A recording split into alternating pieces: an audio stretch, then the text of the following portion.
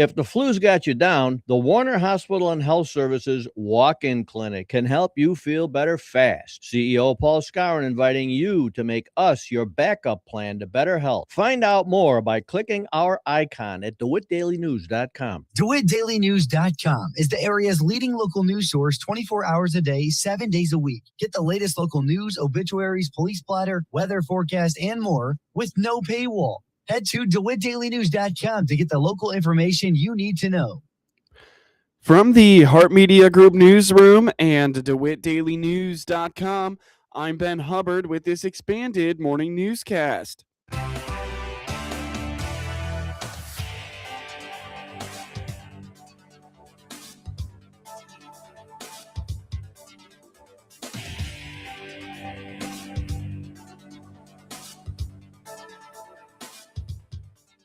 Good morning and thanks for being with us. I'm your host today, Ben Hubbard.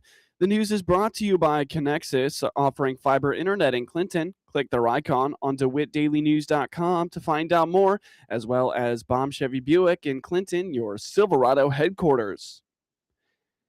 The DeWitt County Soil Water Conservation District is inviting the public to its annual meeting with a great presentation set. The annual meeting is next Friday, February 6th, starting at 8 a.m. at the Clinton Country Club. Check-in begins at 7:30 a.m. Renowned atmospheric scientist Eric Sondgrass will present after the annual meeting. Sondgrass is with Conduit and is known for his predictive tools, helping producers navigate weather risks. His recent work harnesses machine learning to boost yield production and enhance long-range forecasting. Register by the end of today, Friday, by calling the Soil Water Conservation District at 217-935-2181, extension 3. Again, the annual meeting is next Friday, February 6th at 7:30 with a breakfast served, and you can register by the end of today at 217-935-2181, extension 3. Coming up shortly on this expanded newscast, cold weather bringing spike in cold and flu at Warner Hospital. The DeWitt County Board last week approved the purchase of a new security machine for the county courthouse. On the WHOW morning show Thursday, Sheriff Mike Walker told the Heart Media Group that the county building's security personnel have utilized the same X-ray machine as people entered the building for almost 30 years. But it recently bit the dust, and an emergency purchase for a new machine was approved by the county board last week. Actually, just got that ordered this week. I got a message on a phone call New Year's Eve day that our X-ray machine was giving an error message. So we went over there and looked at the message, called the 800 number, and the people told us that that X-ray machine was no good any longer. That error message meant that it was done. They also informed us that the reason why they couldn't service it was because that machine had been in service since 1997, and they had stopped supporting it in 2011. So talk about getting your money out of things. We were fortunate enough we got our money out of that, money's worth out of that. Our next step was to ask them, okay, so can you give us a quote for a new one? And that company no longer does X-ray machines. The new machine will cost roughly $34,000, which by county ordinance means the project would have to be bid out. However, they were able to avoid this by declaring the lack of a machine an emergency. Got back in the office after the first year holidays and contacted the Sheriff's Association to get the name of the vendors. We have a vendor hall at one of our sheriff's conference in the summer. And the Sheriff's Association provided me with those two vendors. I know they're trusted vendors since they're with the Sheriff's Association, and got a hold of them and got a quote for a new, updated, state-of-the-art machine. Went to public safety meeting and presented it to them, and didn't have the full quote at that point, but they approved if we got the quote to send it on to the full board. The other issue we thought it was going to be over the $30,000 limit where you have to put those things out for bid. Talk to the state's attorney. One way you can avoid that process, which is a long drawn out process, is to be able to declare it an emergency. Talk to the state's attorney, and he felt with the fact that it causes some security issues, causes some safety issues, that it was indeed an emergency to do that. Mm-hmm. So at the last county board meeting, we had the quote, presented that to them, Mm-hmm. and it's going to be $34,700 for a new one. Got with the vendor. They had to send a site survey and some other paperwork. Got that all submitted. So hopefully within the next 90 days, we have a new x-ray machine. Sheriff Walker is excited for all the new features they will have access to, like making weapons detection easier, in addition to an AI component to the machine that will detect other hazards an individual may have on them.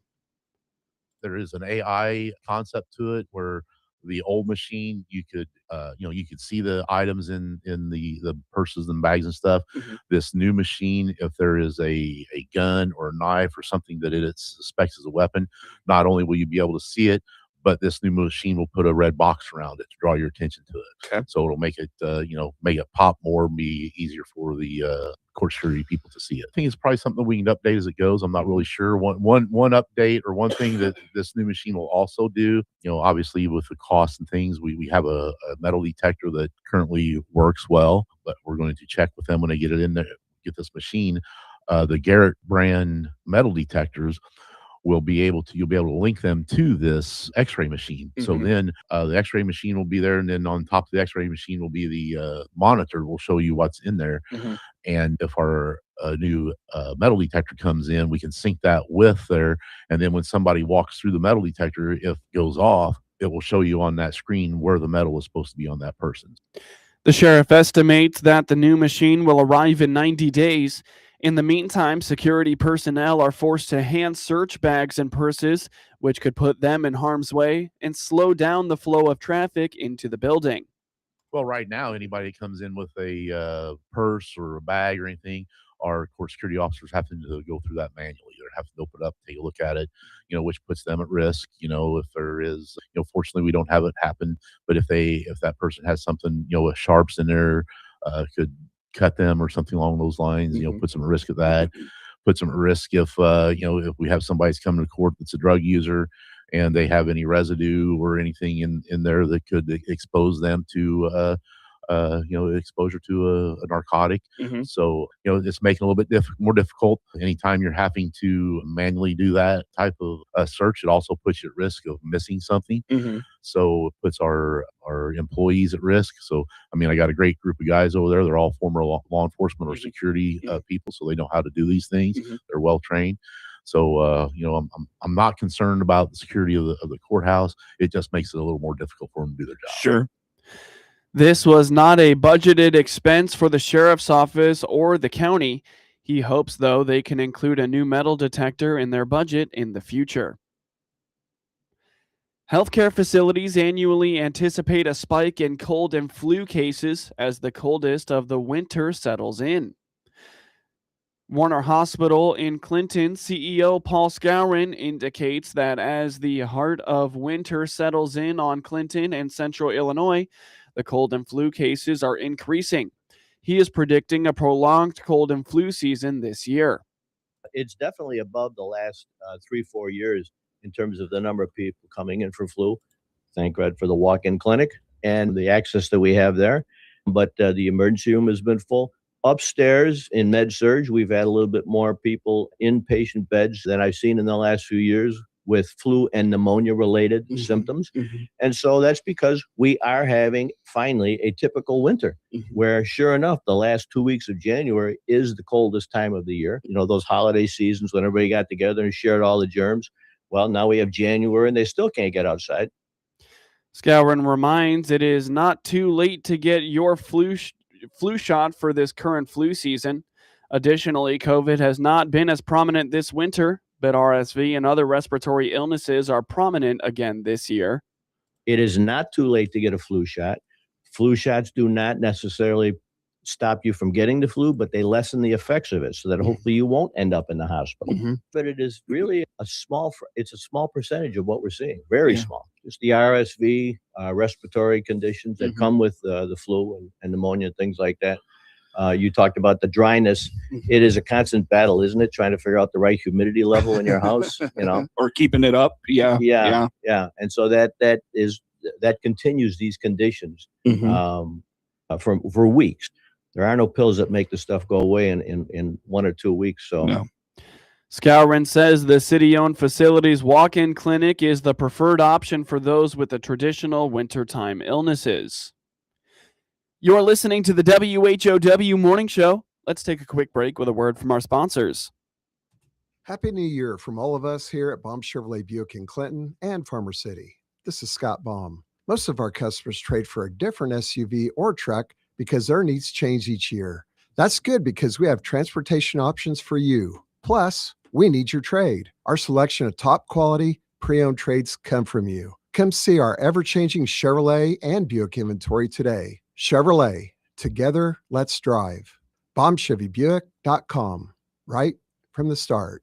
Experience the power of better connection with Connexus Fiber Internet. Connexus delivers ultra-fast, reliable speeds to keep you connected at the speed of life. Whether you're working from home, streaming your favorite shows, or gaming with your friends, Connexus has you covered. Say goodbye to buffering and dropped calls and say hello to fiber fast internet. Ready to upgrade your connection? Sign up today by clicking the Connexus icon at DeWittDailyNews.com. Nothing connects us like Connexus.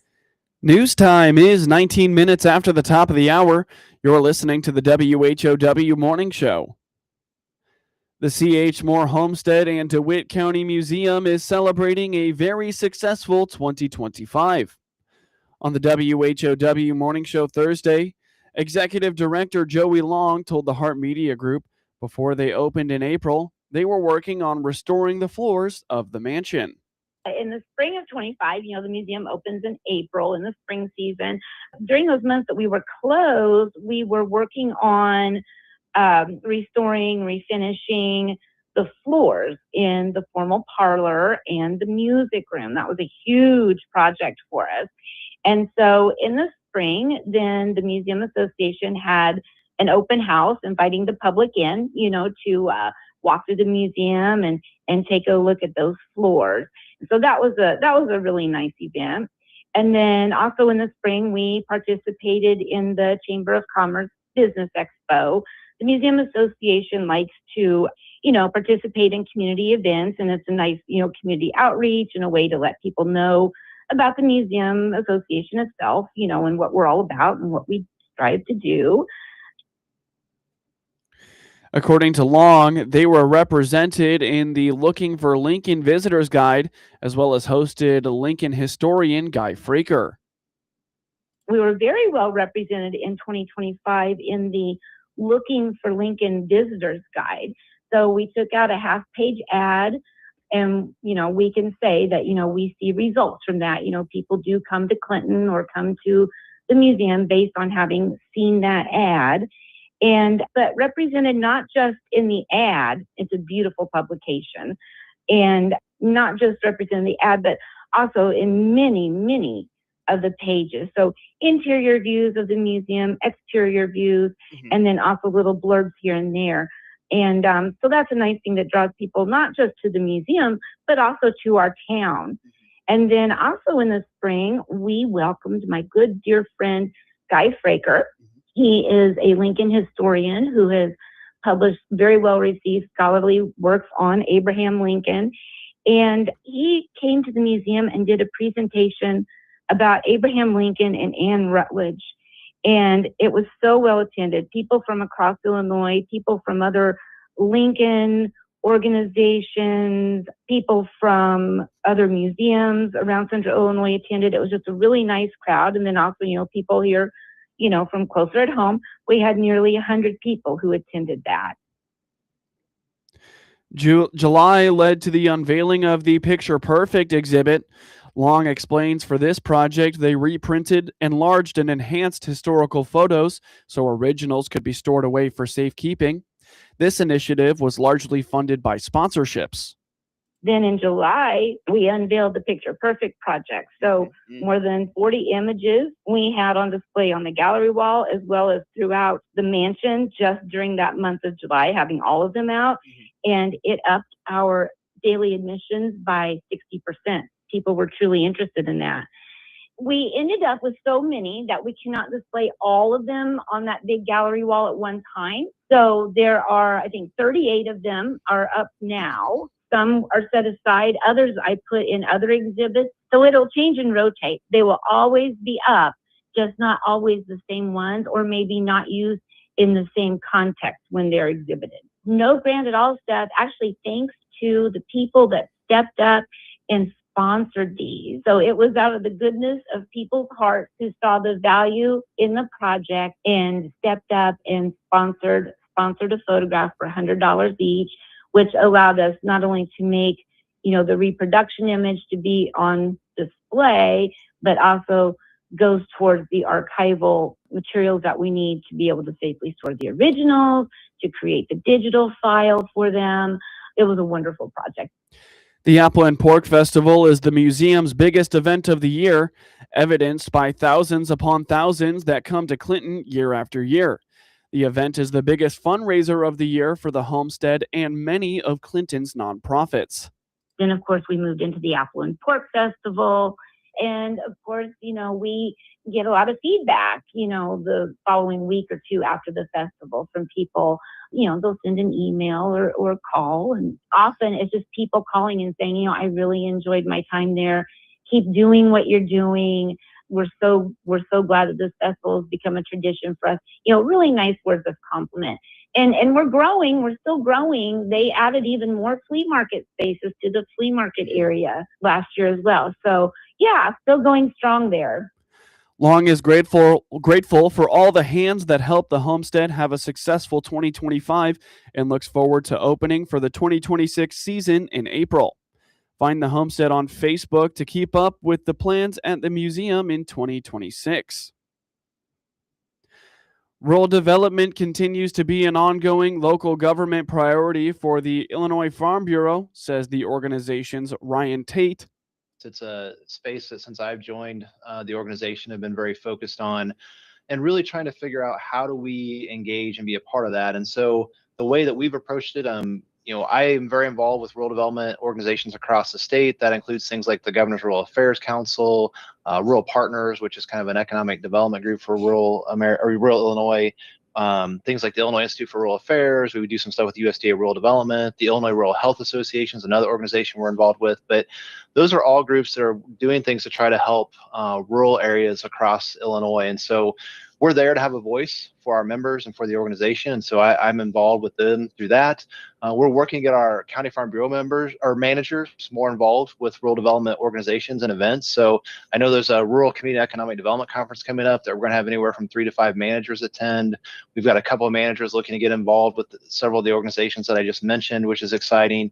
And then I think the other big thing that, when we talk about rural development, people have started thinking about the most with us is our rural development grant program, which we're in year 3 of. We just completed the application period in December, and we had about just under 140 applications. We're in the process right now of reviewing those and figuring out the projects that are going to receive funds this year. And I want to emphasize, when we say rural development, we're not just talking about like economic growth. That may be one part of it, but sometimes there's community aspects to it. There's quality of life issues that we're trying to support. There's emergency services projects that we want to be involved with and support because we know how important fire, police, ambulance, all those services are to our members. And so when we say rural development, we're kind of looking across the entire board of how can we impact our rural communities in a positive way. Another round of IFB rural development grants will be available in the fall of 2026. The keynote speaker for next month's Illinois Farm Bureau Young Leader Conference is Lance Weaver, Vice President of Product for Legacy Farmer. We work with producers across the country to help them get their finances together, get them a financial game plan, get a plan around their team, get their goals really visualized and quantified, and get them on a path of success. A little bit about me. I grew up out in a little town called Levelland, Texas, west of Lubbock. There I was immersed heavily in agriculture. My family was a couple of generations removed from our own farmland, but we all had our own individual businesses. My grandparents had a real estate brokerage. My grandfather had a commercial electrical business. My mom owned her own business. really fell in love with agriculture. Went off to Sam Houston State University, where I got my undergrad in ag business. Went on to Oklahoma State University, where I got my master's in ag econ. While I was there, I thought I was actually going to go work in policy. Had a little opportunity to go spend an internship in DC, realized I didn't like the way our political system worked at all. I decided to come back and get closer to working with farmers, and really didn't know what I wanted to do with my life, but got sucked into banking. And I was there for most of 11 years. In that time, had a lot of good experiences with producers, but found that working with bankers in some ways was a lot like working with politicians. So I didn't really enjoy it as much as one really needed to. So looking for alternative ways to continue helping producers and growing the business, and as well as being an impact on agriculture. I had the opportunity to join Legacy Farmer, and here we are. It's a wonderful place to be. The Illinois Farm Bureau Young Leader Conference is February 6th and 7th at Embassy Suites Hotel in East Peoria. Now for your local obituaries. Ruby Renee Brad, 9 years old, of Clinton, passed away at 1:01 a.m. January 27th at HSHS St. John's Children's Hospital in Springfield. Services will be 10 a.m. Saturday, February 7th at First Christian Church in Clinton, with Stephen Brad officiating. Private family burial will be at a later date. Memorials may be directed to Ruby's Garden in care of Stephen Brad. Get news anytime at DeWittDailyNews.com. With SRN News, I'm Rich Thomason in Washington. Kevin Warsh, a former Federal Reserve governor, is President Trump's choice to succeed Jerome Powell as Fed chairman when Powell's term expires in May. Warsh's appointment, announced a short time ago, does require Senate confirmation. Eastern Carolina is bracing for another wintry blast. Snow and high winds expected to arrive as early as tonight. Arctic cold continues holding the east in its icy grip. Cold of this magnitude is life-threatening. Back to court today for accused healthcare CEO assassin Luigi Mangione. A judge could decide whether to take the death penalty off the table. And Ukraine is waiting to see if Russia will pause attacks on the Ukrainian power grid, as Russian President Putin has indicated he would do. Wall Street, Dow futures down 174 points. More details at srnnews.com. Maybe this is you too. There's enormous frustration right now with healthcare costs. It is amazing. Healthcare costs for families in the last 20 years have almost tripled, and it just keeps getting worse. All this to say, this is why MediShare is so in demand right now. People are looking for alternatives, and MediShare is proven you can save thousands of dollars a year and actually like it more. Over 1 million Americans are now part of healthcare sharing, and MediShare is the gold standard. It's trusted. It works. It's been helping people save money and have peace of mind now for 30 plus years. It's not some big impersonal thing either. It's a community of people like you helping each other. So yeah, if you're frustrated too, here's your chance to make a refreshing change. You'll notice the difference as soon as you call. They're easy to talk to. You can get a price within 2 minutes. Here is the number. Call 844-45-BIBLE. That's 844-45-BIBLE. 844-45-BIBLE. From the Hart Media Group Sports Desk, IL Sports Wire, and DeWittDailyNews.com, I'm Ben Hubbard with this local sports report.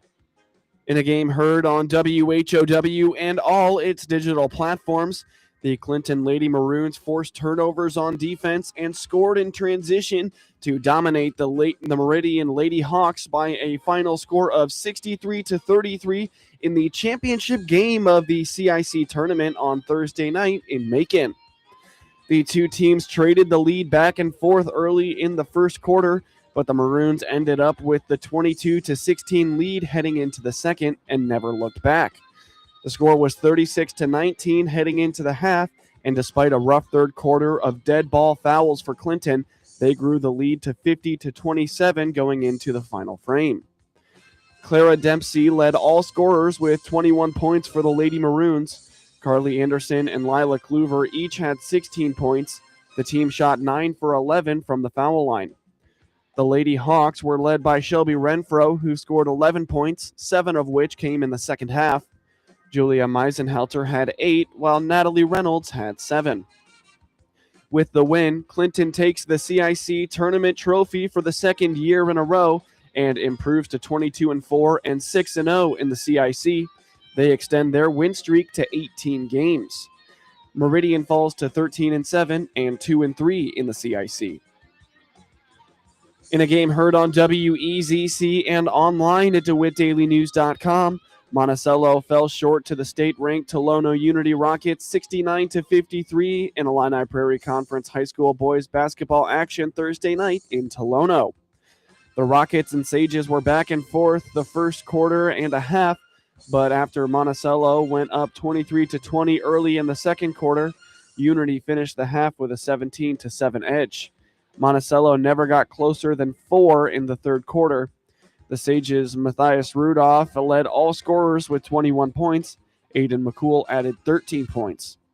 Unity had 4 players in double figures. Tyler Henry had 20 points. Braden Henry and Dane Eisenmenger each finished with 12 points, and Mason O'Neill finished with 10 for the Rockets. Unity improved to 21-2 and 5-0 in the Illini Prairie Conference. Monticello has lost 5 of its last 6, dropping to 11-8 overall and 2-3 in the Illini Prairie Conference. The Sages host Decatur St. Teresa on Saturday at the Seaver Center. Game time is 6 p.m. Hear all the action on 95.9 FM WEZC and online at DeWittDailyNews.com. Clinton Junior High School is seeing boys basketball success that they never have before. Head coach Luke Rudolph told the Hart Media Group that after beating Lincoln Junior High School in regionals and taking down Pleasant Plains in the sectional, the 7th and 8th grade boys basketball team will travel to El Paso to play in the state championship against Bradley Central on Saturday. Things are going great. We're gearing up for a big state game Saturday in El Paso. Monday, we won our sectional championship, and so we punched our ticket to state. We're playing at 10 a.m. on Saturday, and if we win, we'll play at 5 p.m. that same day. So we opened up regionals. So we played a team out of Decatur, and then we played Riverton, they were real good. And then in the championship, we played Lincoln Junior High, who actually was one of our 4 losses in the regular season. They're a really good team, really tough team. They press you. First time we played them, we did not handle it well. But the second time around, we won. We won by 3. It was a wild game. And then the sectional game actually was the most insane. We led most of the game, but then with 11 seconds left, they hit a 3 to take one of their first leads of the night. They go up 1. I used my last time out. We've got 11 seconds. I draw up a play, and we run the full length of the court, and we score with about 2.5 seconds left to win by 1. Nice. Coach Rudolph says he has 12 great players with a good mix of size and speed. A strength of his team is feeding the post and finding points from beneath the rim. Defensively, the team leans on a scheme called the Syracuse Zone. It's a great group. There's 12 of them. It's a deep team. We've got some size, but we're also very quick at the same time. So we get up and down the court very well. We feed the post exceptionally well. And so we're great down low. And then we've got some guards that can hit some shots. We like to get up and down the court fast. And so we're pretty versatile. We can do quite a bit, and it makes it real enjoyable. So down low, we've got Wes Ferguson, who's a beast down low. Teams really struggle with him. A lot of times he's double teamed. Jack Nichols is another one of my bigs. He's been dominant. Briggs Boys, he's my point guard. He brings the ball up. He's great. And then I've got some great shooters with Miles Douglas and Bryson Snow. So we've kind of got it all. Size, we're great shooters. We've got great post work. So we run a Syracuse zone, which is a kind of like a 2-3. It's like a 2-2-1 that teams really struggle with. We kind of dare them to shoot us out the gym. And, 12-year-olds aren't always the best shooters. And so we've had a lot of success with getting rebounds and then just flying down the court. Rudolph says that at this point in the season, there is not a team that should be taken lightly. As the Maroons prepare, they have been watching film and going over scouting reports to ensure they are ready. So we've got Bradley Central. We're one of 8 teams still playing, so everybody is really good. I've watched quite a bit of film on them. I always share that with the kids. I give them a scouting report of things I've seen. This team seems to run a 1-2-2. half court. And so we're working a lot of zone stuff to break it. We're working on our press. We're getting shots up. Free throws have been a big thing all year. So we're getting lots of shots up, working on our free throws. So they're a big team. And we've got some size as well. So getting rebounds is going to be huge. We've got to crash the glass. They run a zone, so it's going to put more of an emphasis on our guards to be able to hit shots. We do a tremendous job with our high-low game. My 4 and 5 are just beasts. So, I mean, when teams shut that down, it puts a little bit more pressure on our guards to be able to hit shots. So I think if we're getting rebounds, I think if we're hitting shots, we stay out of foul trouble, I think we're going to be okay. But, yeah, I mean, we played Monday. I gave them Tuesday off, and then we practiced Wednesday, Thursday. Friday, we've got practice. We're going to have a little pizza party afterwards, and then we hit the road Saturday morning. Yeah, the team's energy is high. And Rudolph expresses his pride in this year's team as they continue this historic run for Clinton Junior High School boys basketball. The vibes are high. I will say, given the last couple of weeks, that contributes as to why the vibes are high. Early on during the season, we were beating teams pretty handedly. We hadn't really been tested. We were never really playing in a close game. But after the Lincoln game, after the sectional game against Pleasant Plains, early on we get rattled against close games. You know, the Warrensburg game that we lost in the conference tournament championship, we were rattled. We weren't used to playing in such a close game. But what's been a blessing is playing Pleasant Plains, playing Lincoln, playing in these close games and coming out realizing, you know what, we're okay. We've been here before. This is nothing new. And being on the right side of that has really helped, and it makes us feel good heading into, even more postseason play. Yeah, I'm so proud of them. I'm so glad that we're able to highlight them and all their accomplishments, to win the conference, to win regionals, to win sectionals, to get to go to state. We were looking at the old junior high, it's been done, but, I'm a PE teacher and I look up at the banner for 7th and 8th grade boys. We've got 0 regionals, 0 sectionals. And so we've done both of those.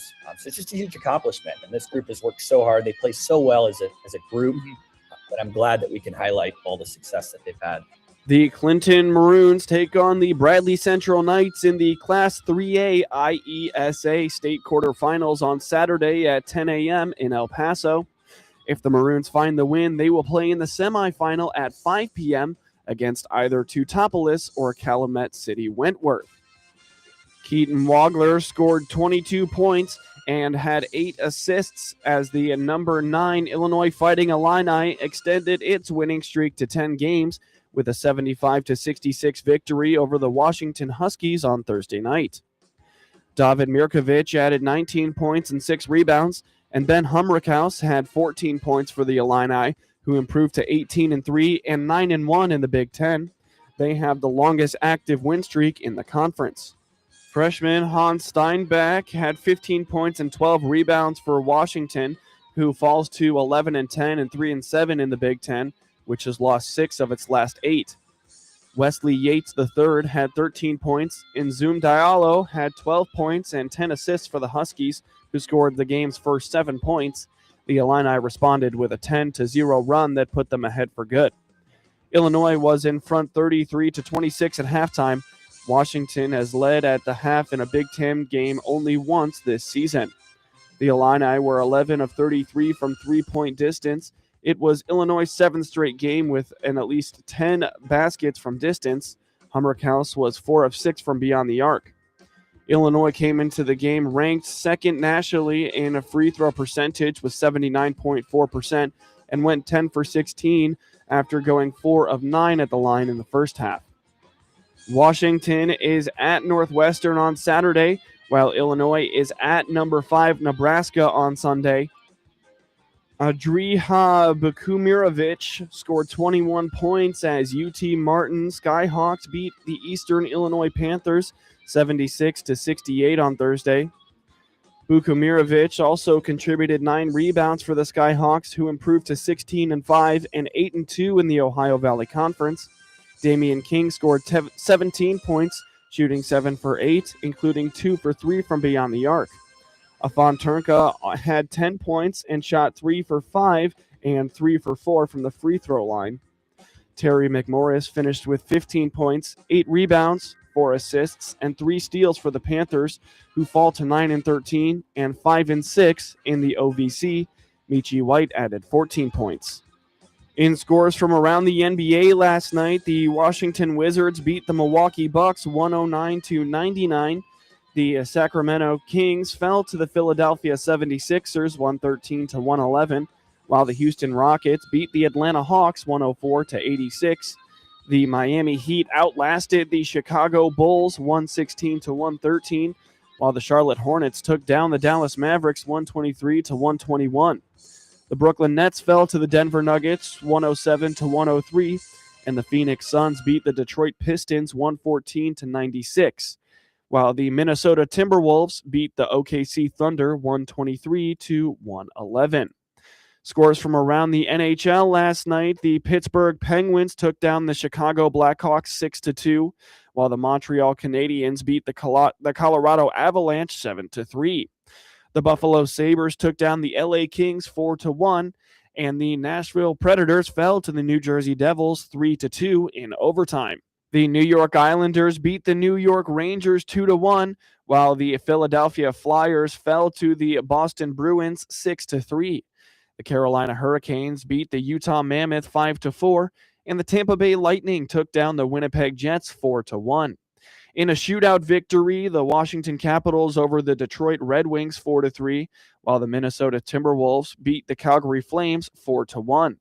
The Florida Panthers fell to the St. Louis Blues 5-4, and the Edmonton Oilers took down the San Jose Sharks 4-3 in overtime.